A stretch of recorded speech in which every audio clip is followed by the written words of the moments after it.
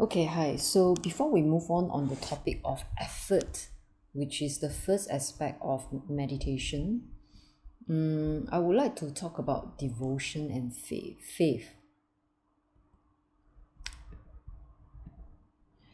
So I'm a big fan of Diogo Kinsey Rinpoche.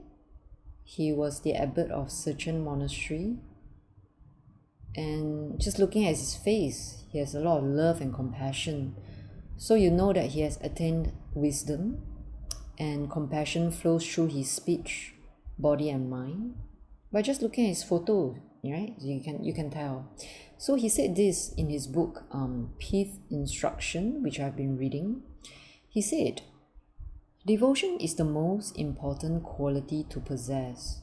Without it, there is no way to gain any genuine understanding or realization of the Dharma, no way to progress along the path, and no way to overcome obstacles of the mind. Devotion is a practitioner's true wealth, the hand that harvests all accomplishment, and the will that speeds on to the goal.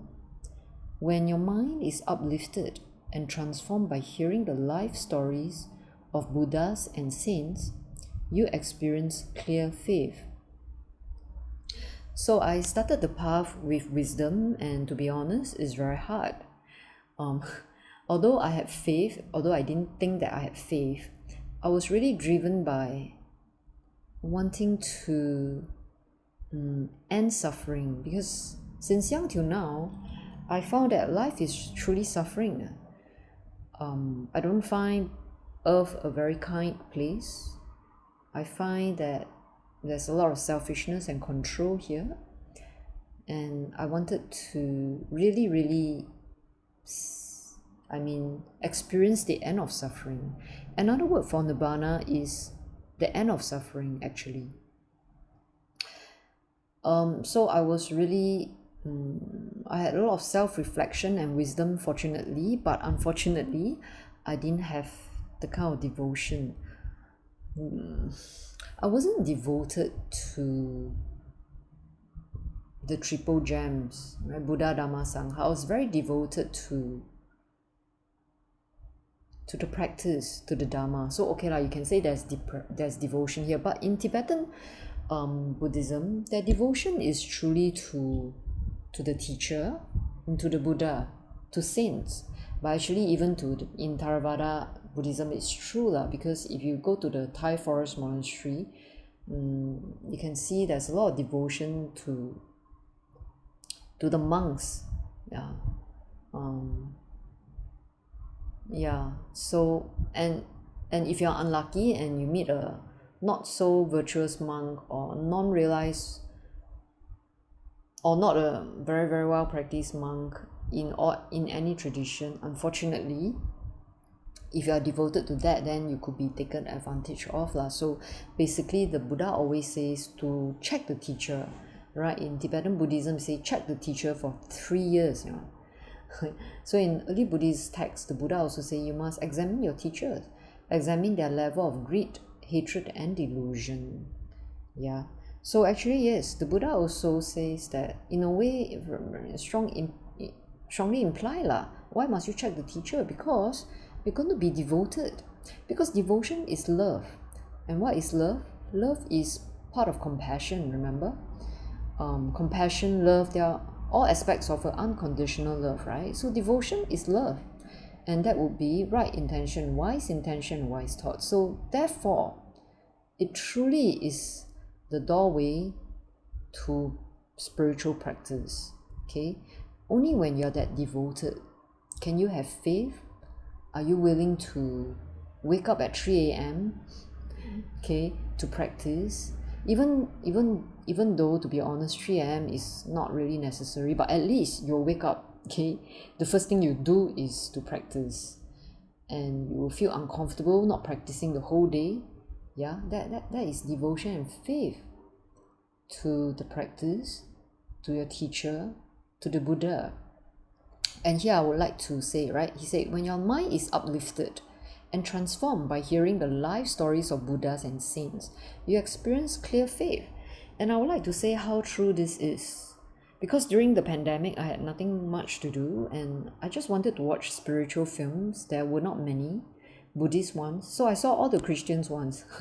I saw all the films on Catholic saints, and I was so surprised that it is true that spiritual path contains morality, samadhi, which is stillness, and wisdom. It's also in Christianity, in Catholicism, right? It is not about which God you believe. It's about having these three aspects of meditation, right? Of virtue and wisdom in the path, and you can see the Dharma, know the truth, which many religions call God, but Buddhism we don't call it God. We are more like the Taoists. Taoists call it the way. Why? Because the way is the path. The path is the destination. Because in Buddhism there's the word emptiness. Emptiness means there is no true destination. It's the path to realizing that emptiness, okay, which is not really a thing. Okay. Anyway, I watched the films of the Catholic saints, and I saw some on documentaries on Tibetan Buddhist monks as well as Theravadan monks and Mahayana monks, and my mind was truly uplifted, and I have faith because they face their fears. They face the fear of death courageously. They did not cower away from suffering. They did not shield themselves, and that is such courage. Really was inspiring for me. Okay. So it's true. Go watch those films.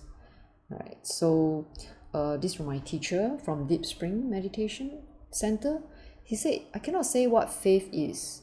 I can only speak about how faith manifests itself. Perhaps the prime manifestation I see is the open heart.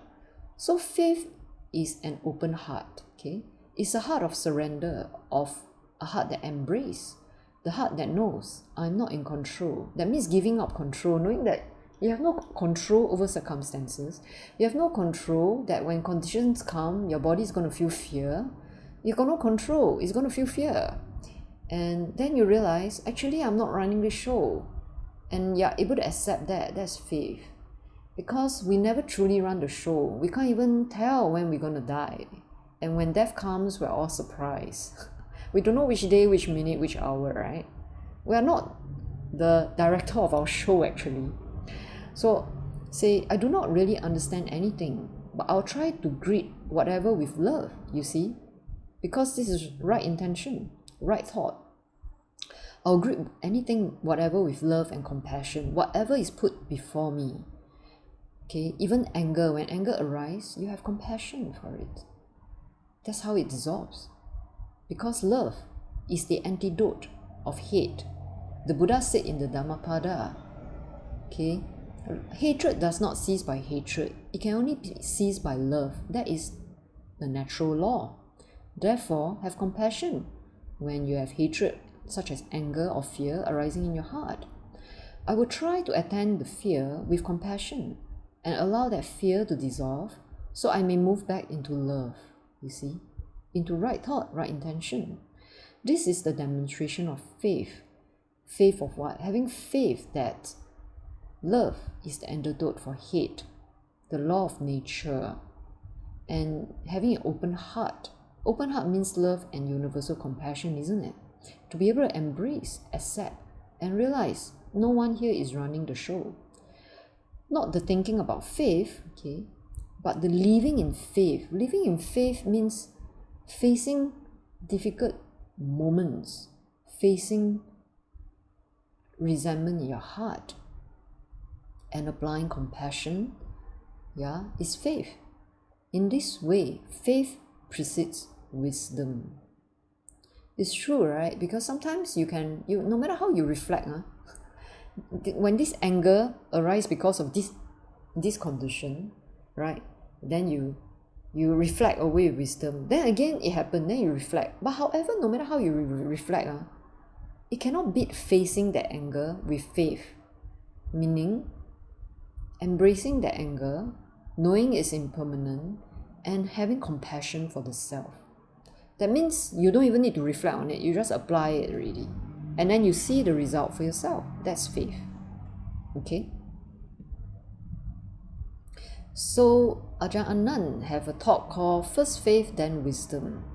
It's a talk on the 24th May 2024. So I will not play it here. You can search on YouTube for yourself.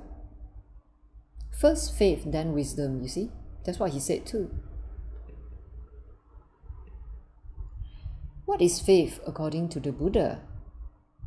A disciple ought to approach a teacher who has such a doctrine in order to listen to the teachings.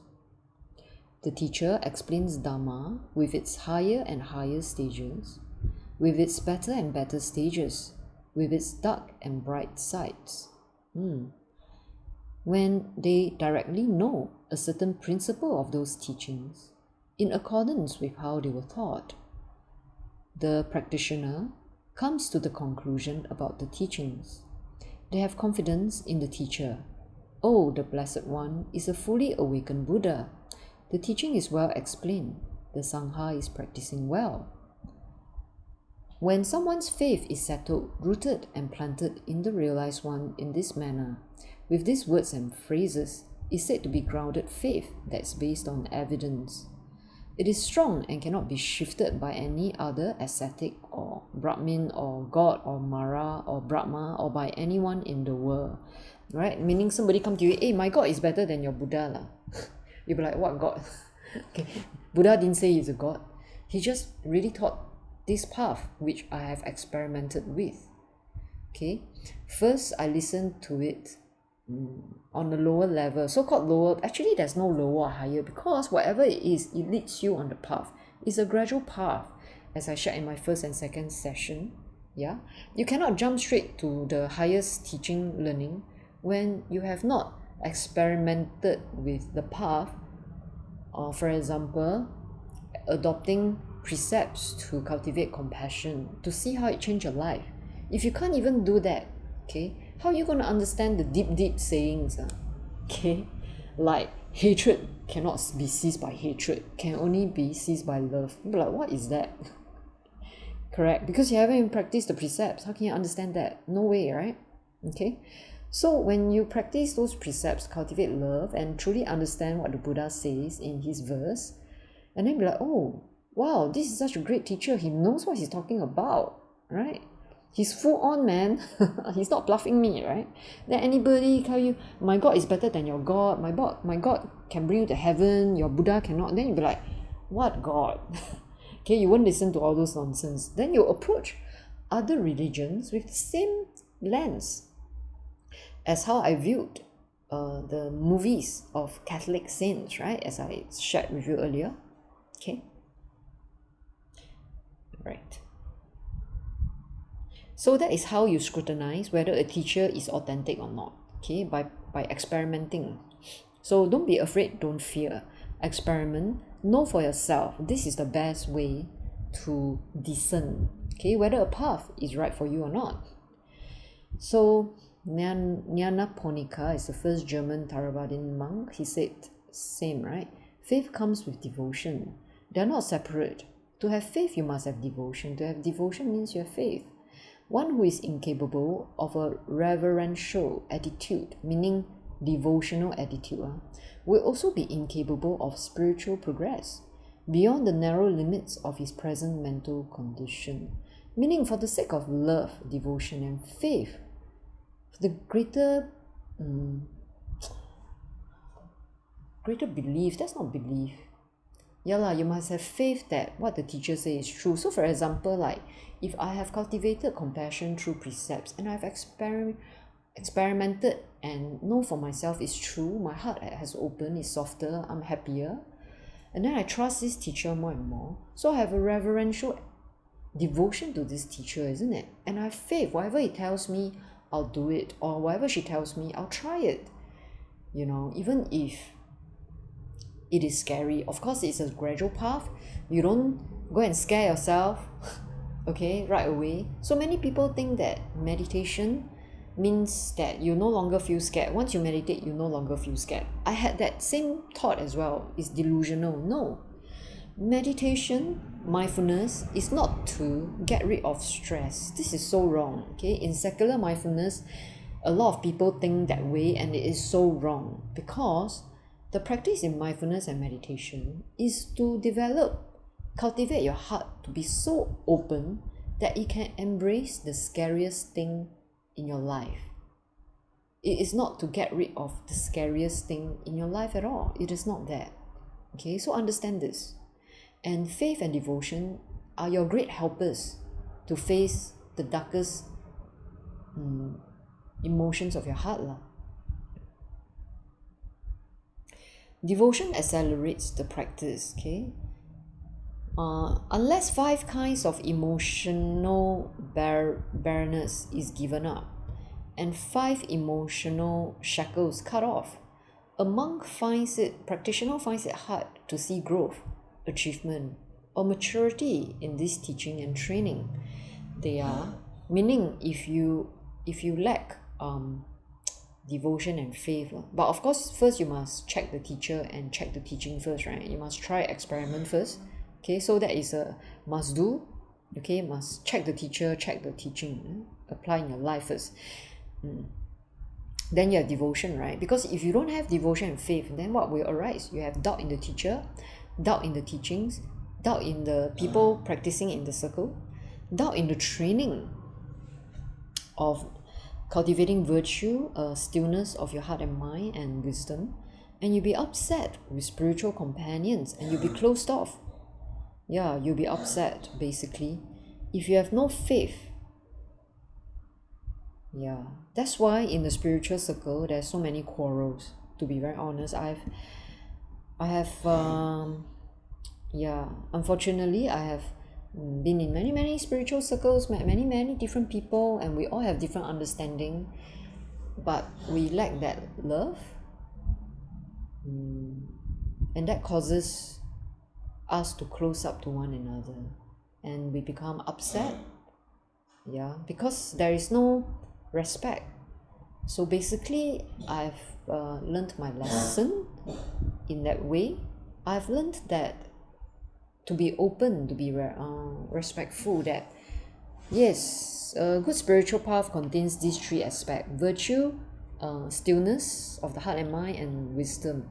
But different people with different karma, they'll have different words, different path, different opening. Okay, because even though there are these 3 aspects, the way to open your heart to real spiritual practice, there are so many doorways. So many. Even in the Buddhist tradition, there are so many doorways to enter. For me, it was wisdom that I entered through. For some other people, it's faith. For some other people, it's love.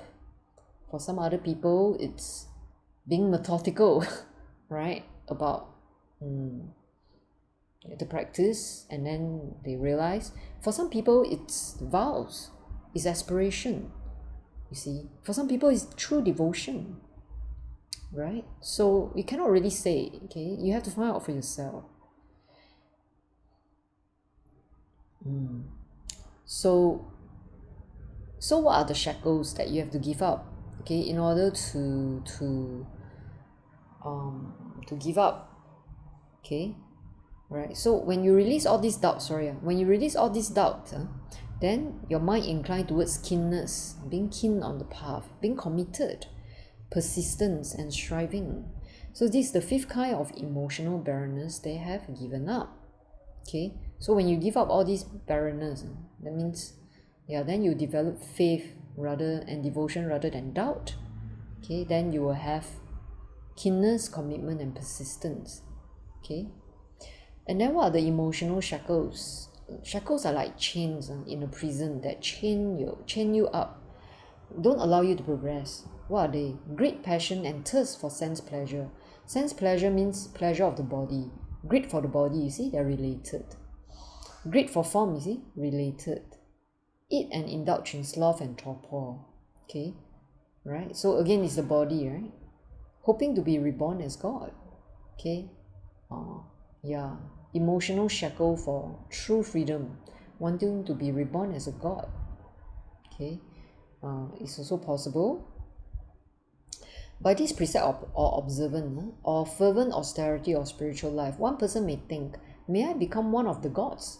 This being so, their mind doesn't incline towards keenness, commitment, persistence, and striving. This is the fifth emotional shackle they haven't cut off. These are the five emotional shackles they haven't cut off. Meaning, if you want to be reborn as a god, then you just do whatever is necessary to become a god lah. So you won't really strive to liberate your mind. Okay, right? So I'll end the slide here. It's 20 minutes. So thank you for listening in.